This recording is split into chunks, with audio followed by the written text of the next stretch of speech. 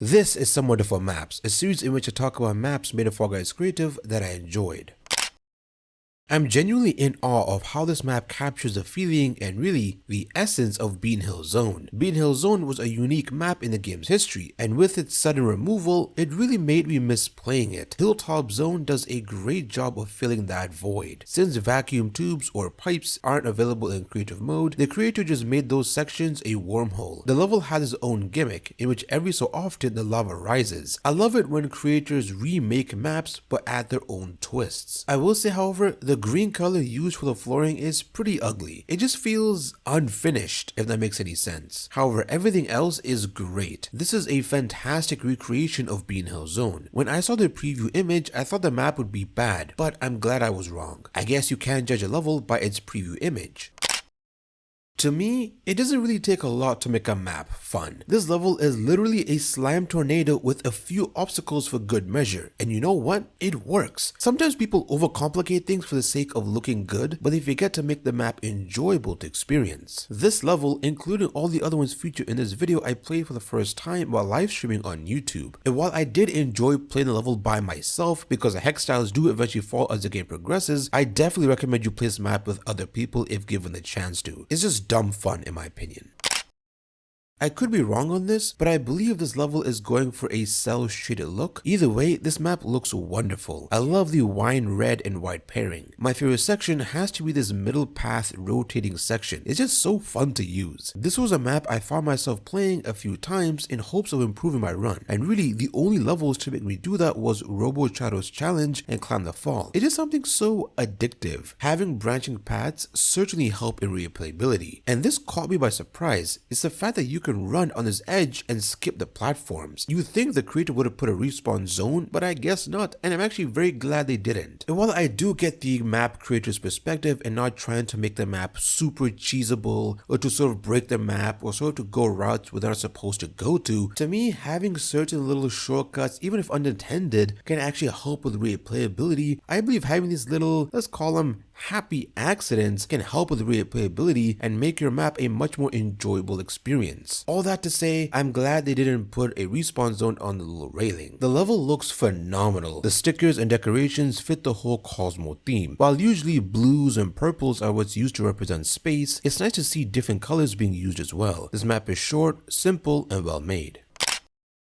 In terms of looks and aesthetics, this level is my favorite. When I saw the green water, I was like, this looks incredible. Just fantastic usage of color from start to finish. The wooden structures are just blended in masterfully. And don't get me started on the attention to detail. This lantern is being hung by this rope. People are just gonna walk by that and not even notice. Like, they didn't need to do this, but I'm so glad they did. While the gameplay won't win any awards, it's still enjoyable, especially with how they managed to make all the obstacles fit the overall aesthetic. Like, seriously, nothing looks out of place here. If you want a easy, nice, and just chill level to play, this is definitely the map for you.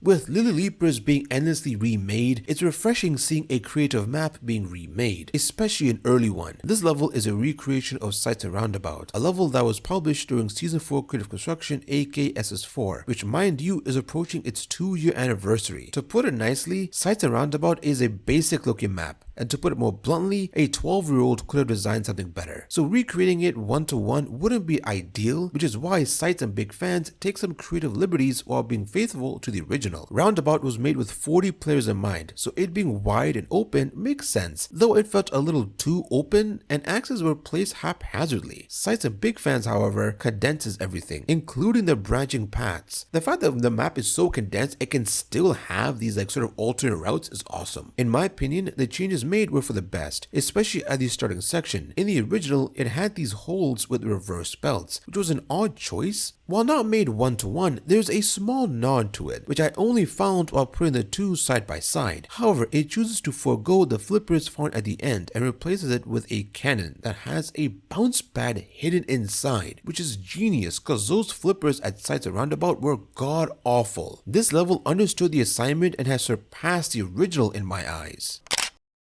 With survival levels, it's really hard to make them interesting and or fun. However, one way of doing that is with setting. With this level, you're supposed to climb to the top and avoid the rising slime. And quick question, how do people sort of do this rising slime effect? Like, I know they use a rotation controller, but like, I just don't see the slime rotating. Is this level modded? Is there a way to do that? I have no idea. But either way, I just love the way the map looks, especially the building at the end of the map. The level has a ruined city vibes going on, which I can appreciate, and the placement of obstacles is great, not super hard nor easy. It blends in with the environment and doesn't look out of place. The map isn't super long either, which is great. Unless planned accordingly, making super long levels in terms of length, I mean, and heck, I would even say some point levels that have like you needing like 99 or 70 points to qualify, like those are just super annoying as well. But if you have a super long level, race, survival, whatever, like it's just not that great because it can just get overly boring, even if the level does have some interesting obstacles for you to cross. And sometimes I'll see levels in Explore just be super long for no reason. The thing with survival levels is that you're actively trying to kill all the players. If you make a level that's super long, you're either going to go one extreme and where you're absolutely just trying to have like a ton of things that could kill your opponents, which just makes the level just really difficult to play and not fun. Or on the other hand, you're not really going to put a lot of obstacles, a lot of slime, or things that can kill your opponents, and the level just becomes boring. So making your level sort of condensed, short, and sweet is sort of the way to go. Again, unless it's planned accordingly. Apologies for the unscripted tangent there, I just really had to say that. Although it could be my brain rotting, but it would be great if the editing section had a rubber chicken, as it can get quite boring just waiting for the slime to rise. But I suppose you could say it's sort of like a finish line, quote unquote, to sort of say, hey, you made it, that's awesome. But overall, a good looking level that's also very fun to play. While on the topic of city-based maps, this level has you in the middle of a city avoiding cars and most importantly, oil. This level can be frustrating to say the least, but once you learn how things flow, it's pretty easy. The section with the fire and oil was a crazy thing to witness, but the oil tanker on the road wasn't necessary, but it gives the map a story, a reason for why the map is covered in oil. Lovely stuff in my opinion. And I believe the creator also sort of like makes these maps have like a story tied to them. I believe was part of a season they're working on. I'm not really sure about the whole thing, but I believe it sort of adds to the quote-unquote lore they're making, but I could be wrong on that. I will say, once you pass this door, make a right turn, because I went to the bottom and was just lost and had no clue where to go. Maybe an arrow in front pointing to the right would fix that issue. If you love levels that are a slight challenge, consider playing this one.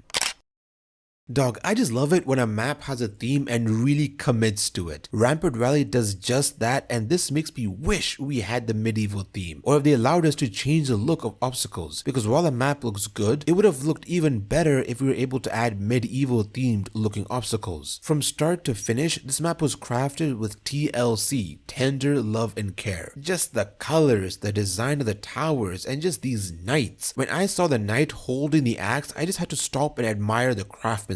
For goodness sakes, there's even a crack on the floor. The attention to detail is phenomenal. Out of all the maps featured, this is by far my favorite. Each section is fun to traverse and different, so you aren't doing the same thing constantly. This map was featured in Creator Spotlight, and you know what? I can see why. I personally haven't played Creator Spotlight once in 2025, so the first time I played this map was during my live stream. Maps like this make me glad I started live streaming. Special thank you to our Max Store, aka $5 members, Jumpin' and Runnin', Deckle, the Editor, Axillary Profi, T-Man, and the Salt TM for your support as always.